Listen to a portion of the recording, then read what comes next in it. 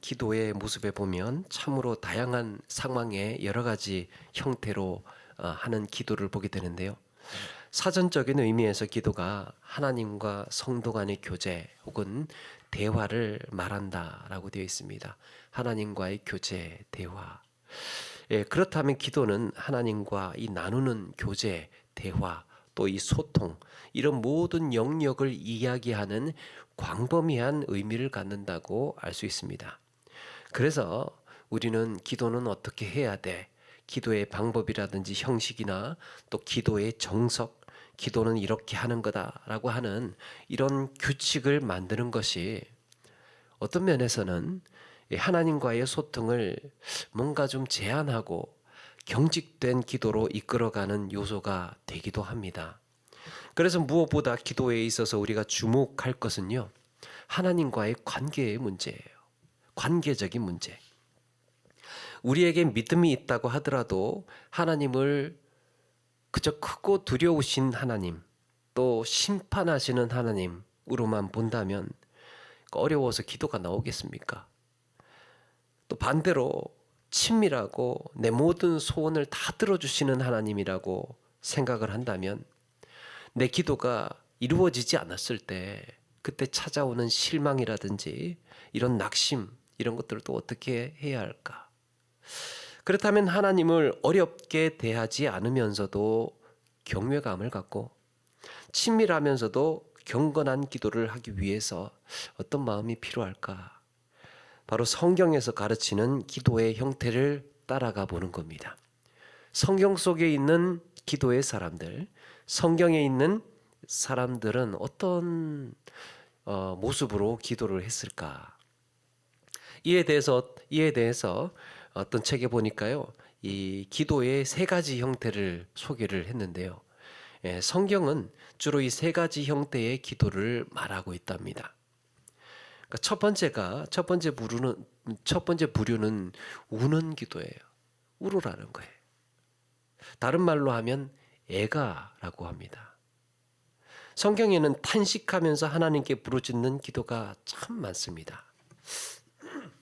자신이 처한 현실에서 때로는 절망하고 때로는 실망해서 하나님께 마치 투정하듯이 부르짖는 기도예요. 대표적인 예가 욥이죠. 내가 도대체 왜 이런 고난을 받아야 되는지 모르겠다고 하나님께 그대로 탄식하는, 하나님께 그렇게 하소연합니다. 나중에 가서는 내가 차라리 태어나지 않았으면 좋았을 뻔했다고 하나님께 감히 그렇게 부르짖어요. 무슨 말입니까? 하나님 왜 나를 태어나게 하셔서? 한나의 기도 역시 마찬가지죠. 울부짖는 기도예요. 얼굴을 알아볼 수 없을 정도로 부어서 뻘개져서 그렇게 하나님께 부르짖고 자기의 슬픔을 쏟아내고 있습니다. 엘리야는 어떻습니까? 아합과 이세벨을 피해서 도망을 하다가 결국에는 엘리야가 탈진해 버립니다. 그때 엘리야는 로뎀 나무 아래에서 뭐라고 합니까? 여호와여, 넉넉하오니 지금 내 생명을 거두시옵소서. 하나님, 나 더 이상 못 갑니다. 나 더 이상 이대로 더 못합니다. 차라리 날 좀 데려가 주십시오. 엘리야는 육체적으로 정신적으로 완전히 고갈되어 있었습니다. 바닥이에요. 아무런 에너지가 남아있지 않았어요. 이제는 사명이고 뭐고 다 싫어요. 다 싫어. 하나님 마음대로 하시라고 하면서 내려놔 버렸어요. 절망 섞인 푸념을 하나님께 쏟아냅니다. 그런데 하나님께서 어떻게 응답하십니까? 네가 감히 내 명령을 어겨? 이렇게 분노하시는 게 아니라 엘리야를 찾아오셔서 위로하고 달래줘요. 네가 갈 길을 다 가지 못할까 하노라. 우리 함께 힘을 내자. 힘내자. 그렇게 다독이면서 엘리야를 일으켜 세웁니다. 그러니까요, 내가 탈진했을 때, 내가 절망했을 때, 나는 완전히 아무런 소망도 희망도 사라졌을 때 있는 그대로를 구하는 거예요. 있는 그대로를. 그럴 때 하나님께서는 화내지 않으시고 우리를 실망하지 않으시고 오히려 하나님께서는 우리를 붙드시고 위로하시고 다독여 주시는 하나님이라는 거죠. 오늘 말씀 1절에도 시인은 이렇게 탄식을 합니다. 여호와여, 어느 때까지니까? 어느 때까지입니까? 나를 영원히 잊으시나이까? 주의 얼굴을 나에게서 어느 때까지 숨기시겠나이까? 뭔가 원망이 섞인 듯한, 서운한 듯한 답답함이 묻어나죠. 혹시 나를 잊으셨습니까? 하는 이런 불안과 두려움이 이 시인의 기도에 여과 없이 묻어납니다. 자기가 가지고 있는 솔직한 심정이요, 하나님께 그대로 쏟아내어지고 있습니다. 이렇게 성경에는 애통하고 탄식하는 기도가 있습니다. 그런데 어떤 신학자가요, 오늘날 우리의 기도에 이런 애통과 탄식이 사라지고 눈물이 사라지기 시작했다고 지적을 합니다. 이 시대의 우리의 기도에는 이런 자기의 민낯을 솔직히 다 쏟아내는 기도가 사라져가고 있대요. 그 이유 중에 하나가 율법주의의 영향이랍니다. 습관적인, 고정되어 있는, 그냥 늘 해오던 그대로 하나님께 착하고 순종하는 모습을 보여야 은혜를 주신다는 생각, 뭔가 내가 해야 된다는 거죠. 하나님께 좋은 이야기하고 좋은 찬양을 드리고 그렇게 해야 하나님이 은혜 주신다고 생각을 한다는 거죠. 그래서 마음이 무너지고 찢어져도 그저 그냥 경건하게 불평도 탄식도 있어서는 안 된다고 생각을 합니다. 속은 썩어가는데. 그런데 여러분, 하나님께서 정말 이런 모습을 원하실까? 여러분, 착한 아이 증후군이라는 마음의 병이 있죠. 착한 아이 증후군. 부모님이 실망하실까 봐 내색하지 않고 소가리를 하는데도 여전히 착한 모습만 보이려고 해요. 마음은 죽을 지경인데 하나님께 기쁨의 찬양을 드리지 못하는 죄책감에 이중으로 힘들어합니다. 자기는 죽을 지경인데 또 기쁨의 찬양을 드리지 못하는 죄책감도 이중으로 가지고 있어요. 그럴 때는 먼저 하나님 앞에 울어라고 가르쳐 줍니다. 네가 해야 할 일은 기쁨으로 찬양하는 것이 아니고 너의 상태를 그대로 보여주는 거야. 여러분, 우리가 기쁨으로 하나님을 높이고 찬양하는 것도요, 하나님께 영광을 돌리는 일인데요, 한편으로는 있는 모습 그대로 나아가는 것도 하나님께 영광을 돌리는 일인 줄로 믿습니다. 그게 왜 그렇습니까? 하나님만이 나의 위로자고 하나님만이 나의 치료자라는 고백을 하는 거예요.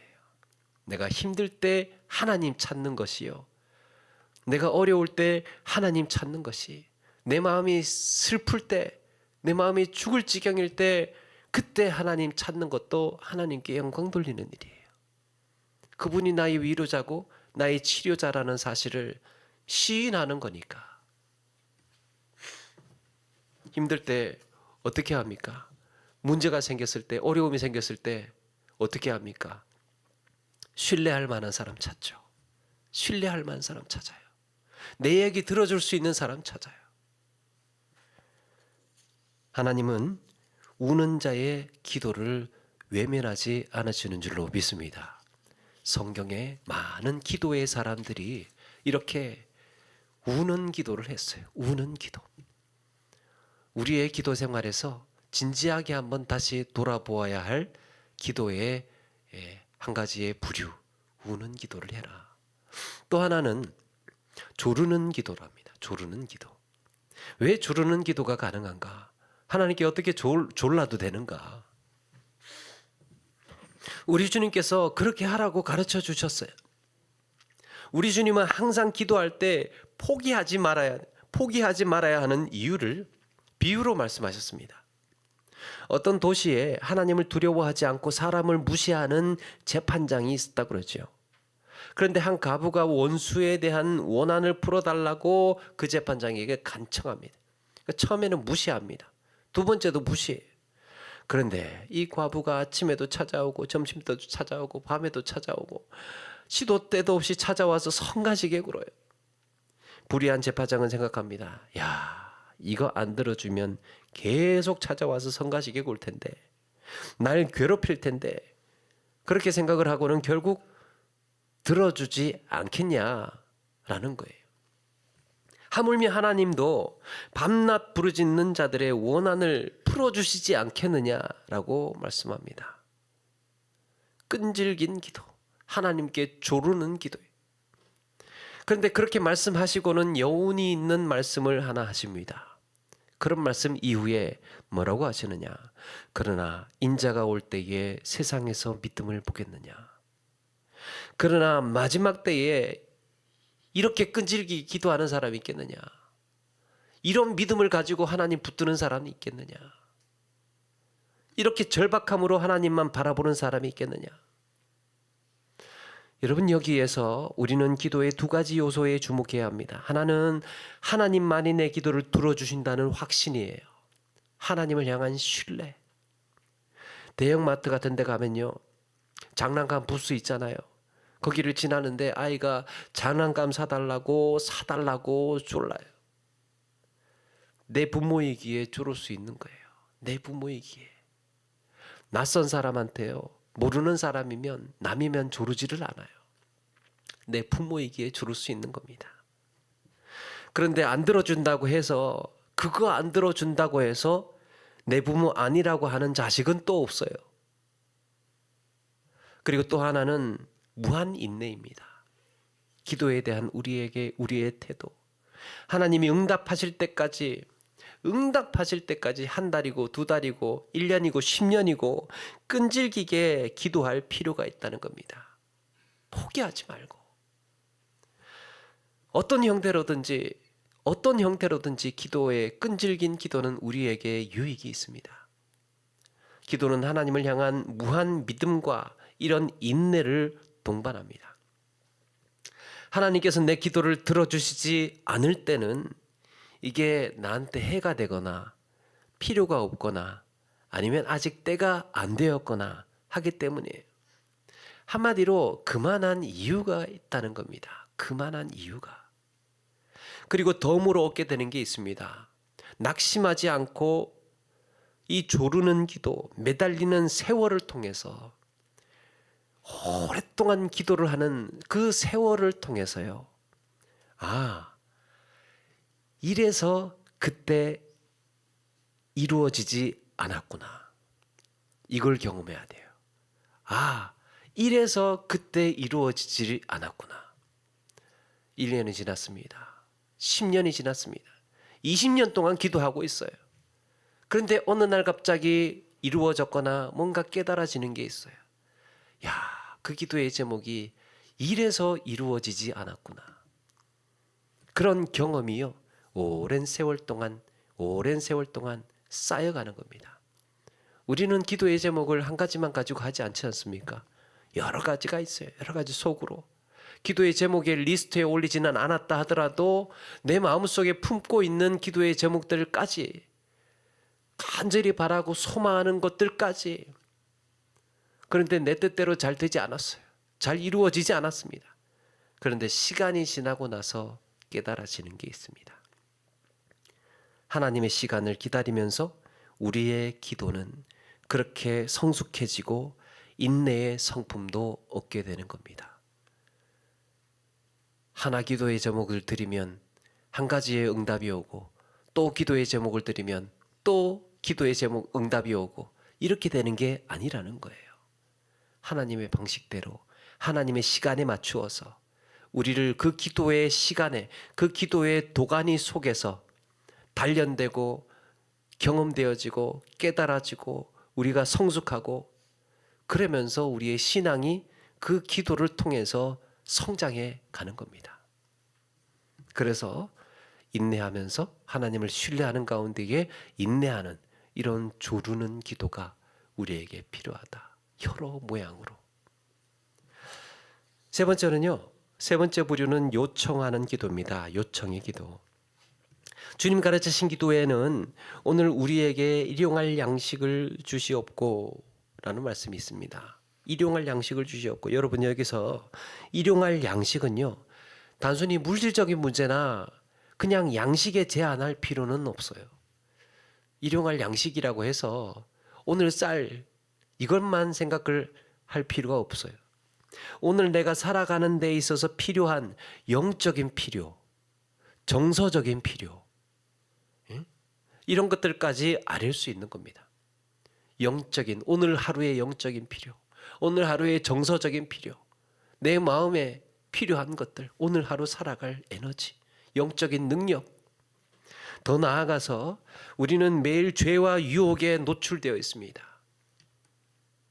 하루하루 해야 될 일들이 쌓여 있어요. 매 순간 풀어야 할 문제들이 계속해서 다가옵니다. 이럴 때 하나님의 은혜와 영적인 분별력이 없이는 오늘 하루 넘어지고 실패하고 좌절하는 거죠. 그래서 내가 이 하루를 살아내는 데에 구해야 할 모든 것이 일용할 양식인 거예요. 하나님께 구해야 되는 거. 그런데 제가 언젠가 하나님께 구하는 기도에 대해서 다소 부정적인 면을 말씀드렸어요. 하나님께 구해서는 구하는 것을 부정적으로, 그게 부정적이라는 게 아니고, 그렇게 구할 때 우리가 유의해야 할 것이 있다는 얘기였어요. 하나님을 내 필요를 채워주시는 도구로 생각하지 말자는 것입니다. 내가 필요할 때 도깨비 방망이처럼 이거 해주세요, 저거 해주세요 라고 하면서 내 필요를 채우는 도구로 하나님을 생각하지 말자는 거였습니다. 기도의 목록을 만들어 놓고 쏟아내면서 내 소원을 들어주시는 하나님이 아니라는 거예요. 그런데 성경은 기본적으로 구하래요. 우리에게 구해라. 얼마든지 구해도 된답니다. 그렇다면 이렇게 할 수 있는 이유가 중요하겠죠. 하나님께 구할 수 있는 이유. 우리가 하나님께 얼마든지 구해도 되지만 그럼에도 불구하고 내 필요를 채워주시는 도구가 될까? 이렇게 염려하는 이유가 무엇일까? 내가 하나님한테 필요할 때만 찾나? 구할 때만 찾나? 이렇게 우리를 염려하게 만드는 이유가 무엇일까? 그것이 바로 내가 하나님을 어떻게 생각하느냐 하는 겁니다. 관계적인 문제. 미국의 텍사스 대학에서 사람의 말, 이 엄청난 언어를, 사람의 말을 분석을 했답니다. 여기에 이제 남자와 여자 중에 누가 더 말을 많이 하는가 하는 결과가 나왔대요. 남자와 여자 중에 누가 더 말을 많이 하는가. 여러분, 우리가 보통 남자와 여자 중에 누가 더 말을 많이 한다고 알고 있습니까? 네? 누가 더 여자라고 해주세요. 그래야 진행할 수 있어요. 여자가 더 말을 많이 한다고 알고 있어요. 그런데 독특한 것을 발견했어요. 특정 상황에서는 남자가 말을 많이 하는 경우가 있다는 거예요. 남자가 더 말을 많이 하는 경우가 있다는 것을 밝혀냈습니다. 그게 언제냐? 남자는 언제 말을 많이 하느냐? 다 그런 건 아니겠지만 이제 특징을 하나 이제 포착을 한 거죠. 남자는요, 목적이 있을 때 훨씬 말을 많이 한답니다. 목적이 있을 때. 필요한 물건을 살 때, 저거 내가 뭔가 얻어야 돼. 말을 많이 해. 누군가 친해져야 할 필요성을 느낄 때 말이 많아져요. 목적이 있어요. 목적. 뭔가 목적이 있을 때 말을 많이 한답니다. 그런데 여자는 어떻습니까? 여자는 목적이 없어도 대화가 가능해요. 그래서 남자가 볼 때는 아니 왜 쓸데없는 얘기를 자꾸 하고 그래, 쓸데없는 얘기를. 그렇게 오해를 받습니다. 목적도 돈도 안 되고 쓸데없는 얘기를 저렇게 자꾸 한다고. 집값 얘기하다가 어느 순간 맛집 얘기하다가 또 어느새는 애들 얘기로 넘어갑니다. 어떻게 언제 어떻게 넘어갔는지 아무도 몰라요. 주제가 뭔지가 중요하지 않아요. 목적이 뭔가가 중요하지 않습니다. 그냥 얘기하는 거예요. 그냥. 반면에 여자들의 입장에서는 남자들을 이해할 수 없어요. 여자들의 입장에서는 남자를 이해할 수 없습니다. 아니 왜 직진만 하지? 왜 직진만 하지? 그래서 꼭 결론을 내야 되는 거야?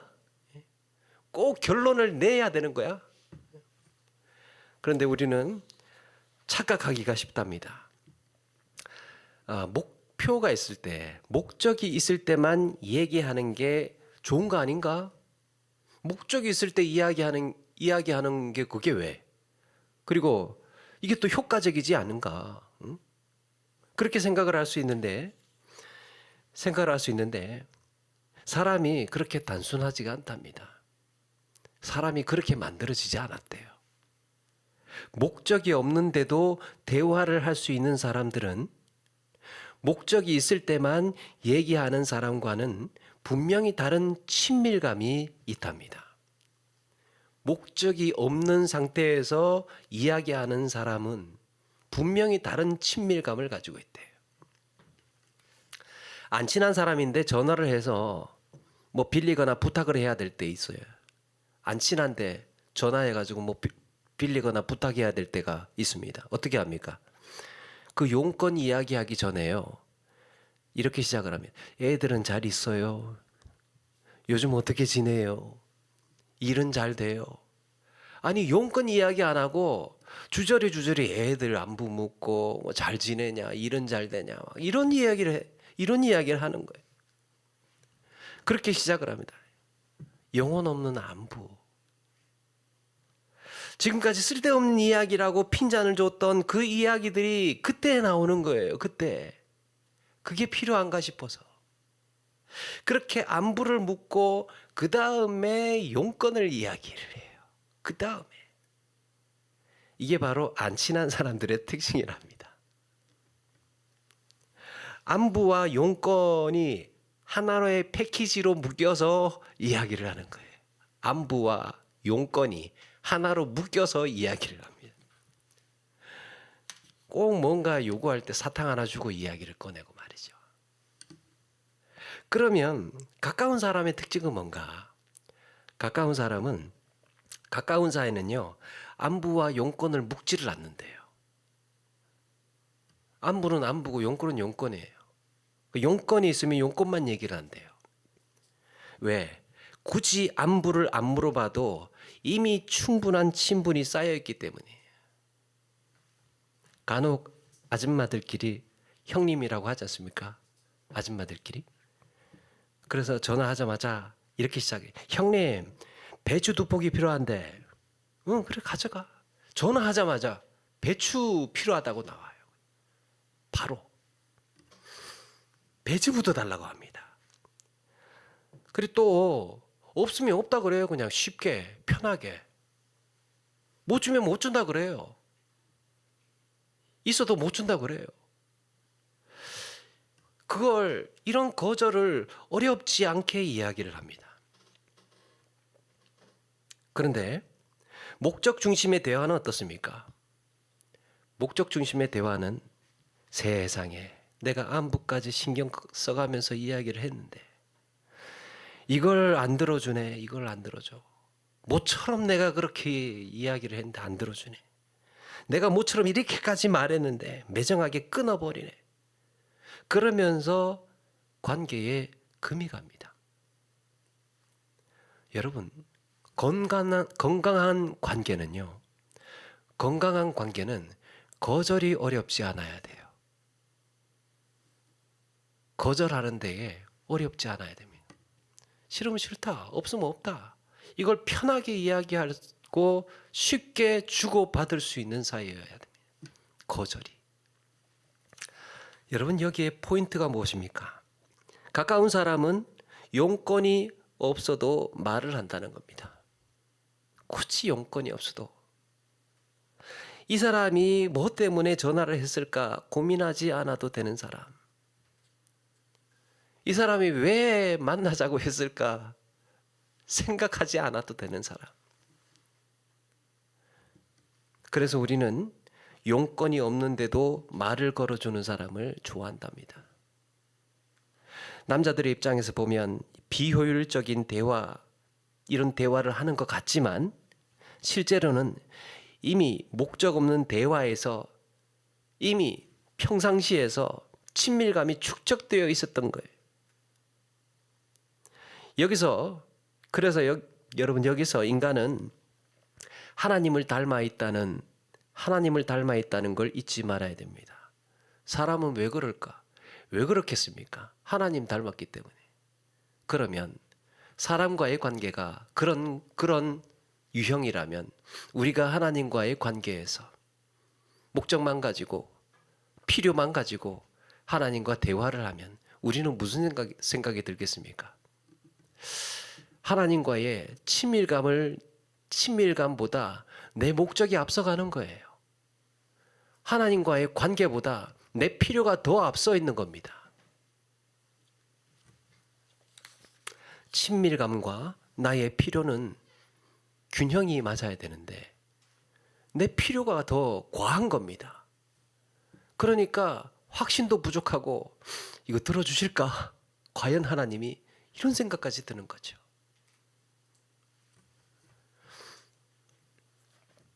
그렇다면 하나님께 구하는 기도에 있어서 염려가 되는 이유가 무엇이겠습니까? 이런 오랜만에 기도하는 건데 하나님은 믿음의 기도는 다 들어주신다고 했는데 이제 거기에 이제 말씀으로 가는 거예요. 이제 하나님께서 이런 믿음의 기도 다 들어주신다고 했는데 그런데 안 들어주시면 이제 또 상처받아요. 하나님과의 관계가 가까우면 어떻다 그랬습니까? 거절당해도 그 관계는 무너지지가 않아요. 친밀감이 있으면. 그런데 안 들어주시면 하나님과의 관계가 이 친밀하지 않으면 내가 들어주시지를 않을 때, 응답이 없을 때 조바심이 생깁니다. 마음에 불안이 생깁니다. 상처를 받습니다. 낙심합니다. 기도가 오래 가지를 못해요. 이걸 심리적인 용어로 통제의 착각이라고 한답니다. 내가 이런 이야기를 논리적으로 성경에 그렇게 나와 있으니까 다 들어주신다고 했으니까 하나님을 내가 통제하고 있다고 착각하는 거죠. 문맥을 무시한 말씀에 근거해서 하나님은 반드시 내 기도를 들어주셔야 한다고 하는 생각. 그런데 평소에 하나님에 대한 충분한 신뢰와 친밀감이 쌓이면 응답되지 않아도 무너지지 않습니다.